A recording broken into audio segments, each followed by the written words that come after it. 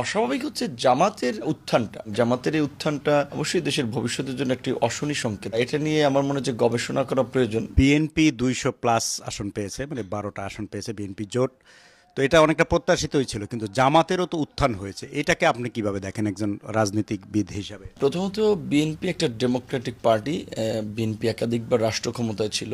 5ই আগস্টের পরে সামগ্রিক পরিস্থিতি বিবেচনা এটা সকলের কাছে পরিষ্কার ছিল, নির্বাচন 6 মাস আগে হোক আর 6 মাস পরে হোক বিএনপি ক্ষমতায় আসবে, এটা পরিষ্কার ছিল। সেক্ষেত্রে বিএনপি ক্ষমতায় এসেছে, এটা অস্বাভাবিক কিছু নয়, এটা স্বাভাবিক। তবে হ্যাঁ, অস্বাভাবিক হচ্ছে জামাতের উত্থানটা। কারণ গত 15-16 বছর তো জামাত প্রকাশ্যে কাজ করতে পারে নাই।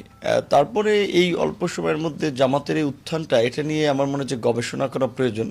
এবং জামাতের এই উত্থানটা অবশ্যই দেশের ভবিষ্যতের জন্য একটি অশনি সংকেত। কারণ বাংলাদেশের মতো একটি জিও পলিটিক্সের জায়গা থেকে, স্ট্র্যাটেজিক জায়গা থেকে যদি এখানে কোনো আপনার ধর্মীয় গোষ্ঠীর উত্থান হয়, সেটা কিন্তু বাংলাদেশের ভবিষ্যৎ স্থিতিশীলতা, নিরাপত্তাকে হুমকির মুখে ফেলবে। তো কাজে এটা নিয়ে অবশ্যই যারা রাজনৈতিক বিশ্লেষক, রাজনীতিবিদ সকলে গবেষণা করবেন।